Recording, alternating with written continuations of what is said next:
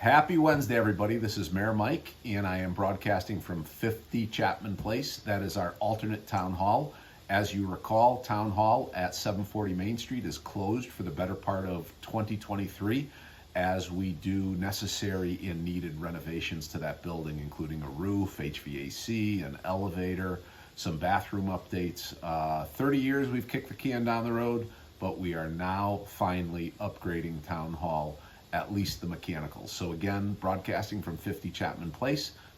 This is our alternate town hall, and we look forward to seeing you here if you get a chance to stop. And there's a good reason to stop. Tomorrow, which is Thursday, we're having the second town hall meeting.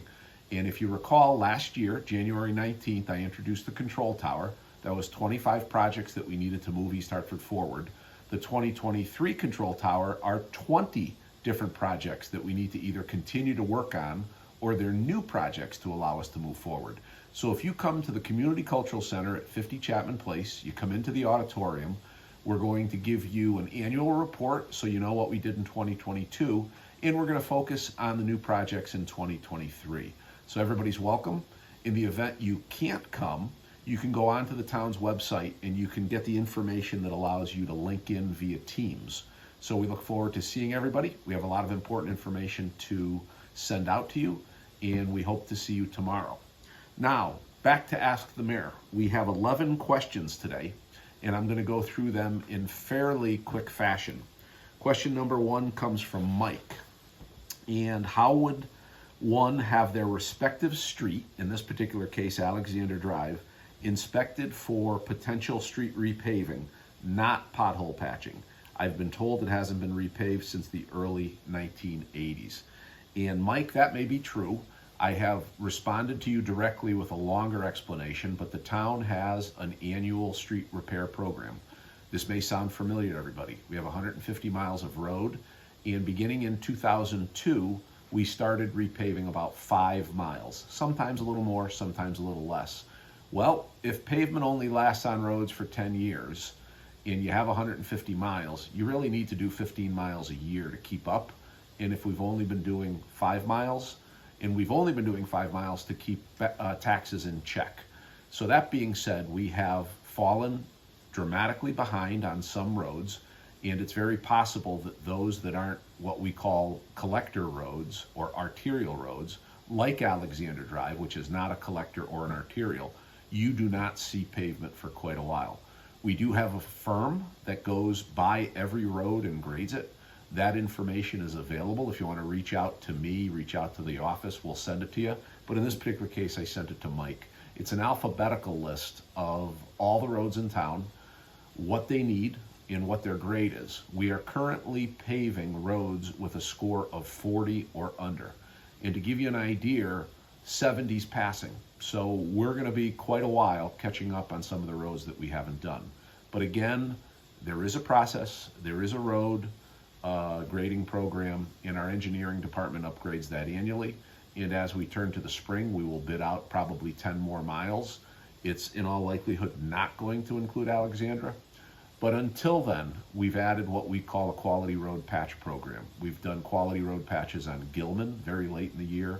We did them some on Hills. I don't think we got as far as we would like to on Hills. And we did some on Forest Street. So again, we're trying to supplement those that annual road program by doing quality patches, but certainly it's not enough. Continue to use Q Alert or call my office and report potholes, because we know they'll develop if we get cold, especially with some wet weather in. But again, it's a process. We're not getting around to it as fast as I'd like. But again, it's a balancing act between the condition of the road, what we can do in any one year, which again, we're accelerating that from 5 miles to 10 miles, and again, balancing that against everybody's tax burden. So I hope that explains it. Submission number 195 comes from Julia. She's wondering what's happening with the old hotel on Robert Street. Is it being demolished? And the answer is no, and I've responded to Julia separately. I've given her what looks to be a picture, a rendition of what that hotel will be. It has been bought by a gentleman named Gary Patel. He bought it for somewhere between $3 and $3.5 million, and he will be investing $10 million in it for a full renovation. It will be branded as a Marriott. I believe it's their suite hotel. I don't know if it's Hollywood Suites or whatever the case may be. But there will also be a Starbucks there. It is fully approved. Some permits have been issued. And if you'll notice, there was some illegal dumping that happened there. And the owner has simply taken that illegal dumping in the form of some of the 8-foot logs. And he's blocked the parking lot so that construction can begin, but illegal dumping will stop. So again, we welcome Gary Patel to the community. That will not be demolished. It will be renovated. And I think you'll see that in the fall of 2023. Next submission comes from Matt, and it's a long question. Is it possible to prohibit pamphlets and advertisements to be left on people's doors? That would include political, religious, and commercial pamphlets. And the short answer to Matt is no. I've checked this with Corporation Counsel, and there are certain First Amendment rights that anybody can have. And again, I know it's a litter issue. I know you may not want to be bothered, but for somebody to come up to your door, drop off some literature, and leave is somewhat protected under the First Amendment, and we haven't found a good way to really bar that by ordinance. Submission number 197 comes from Sherry, and Sherry was a resident of Church Corners Inn. If you've been following the Church Corners Inn saga, we bought that on January 11th, and unfortunately, under our control on February 4th into the evening into the 5th, we broke a sprinkler pipe because the temperatures decreased to below zero with a severe wind chill factor. That flooded out both the 860 lounge and some of the units. There was a considerable amount of damage done to the sprinkler system, the fire panel, the electrical system, as well as the water damage. So in all likelihood, we'll be going through the machinations to figure out if it's worth reopening. We don't think it is because there's major code violations in there that would have to be brought up with any type of renovation. So this simply accelerates the original plan, and that was to move the residents out. All 25 remaining residents were moved to a hotel down the street, and they were subsequently resettled, some in a Hartford motel, some in an East Windsor motel that takes pets. I know this is destabilizing for them, but the conditions in the Church Corners Inn even before the flood were simply abominable and unsatisfactory for really anybody to live there. So while it's inconvenient, they are much safer and they're in much better conditions at the two hotels. Meanwhile, social services works with the Glendower group, and person by person, we're relocating them. Separately, 860, the lounge, our Corporation Counsel is working on checking the lease to see what our responsibilities are, and we will work with the owner to find a mutual accommodation on that. So that's the update. As to Sherry, you will be reached out by the Glendower group, and you'll be let back in the building to secure some of your belongings in the next few days. Submission 198 comes from Ed, and he asks, can we get sand and salt at the Public Works Garage? And the answer is yes. Off of Burnside Avenue is Ecology Drive. If you've ever gone to our landfill station, there's a gate there. Right to the left of the gate is a pile of salt and sand mix. It's available to residents. I suggest you get a 5-gallon pail, you get a shovel, and take as many as you want, and we replenish it based on need. We're getting, hopefully, to the end of the winter season. It's the middle of February, and the next 2 weeks looks fairly balmy for this time of year, and we hope that continues into March. Submission number 199 is from Bob. What is the town doing about the 15 to 20 dirt bikes and quads that go by my house every day doing wheelies at about 4 o'clock? And Bob, we've also responded to you. I've responded to you, and the police chief has responded to you directly. But for those of you who listen to the Ask the Mayor, understand that police, by state regulation, and that comes from the Police Chiefs Association, will not chase dirt bikes or quads if there is a non-personal crime, meaning a crime against a person. If there is not a crime against a person being created, they will not chase those. Because nothing ever good comes when a police officer chases a dirt bike or a quad. Somebody falls off, they get killed, somebody drives into the side of a van, somebody gets killed, somebody gets hurt, and it's not necessary. It is wildly dangerous, it is wildly inconvenient for these bikes to do that, but we don't have as much control over our citizenry as we once did. And I think it just gets down to, in all candor, mutual respect for those that are around you. Those that are doing the wheelies and are on the dirt bikes, again, have no respect for the community, the people that they're driving by. But again, the police will try to surveil them. If you tell us where they live, if you know, we're not saying that you do, but somebody drop a dime, we will check those out. And if we can find them, we will confiscate them. In this particular case, our traffic unit is aware. They will start to do additional surveillance around your house on Forbes Street at around 4 o'clock, and we'll see if we can't get a break in the case. But again, won't chase it, bad outcome, unless it's a crime against a person, in which case our police officers will engage. So again, I know it's a major frustration, and many people call my office and say, will you just enforce the darn laws? And it's not that simple. We live in a diverse community.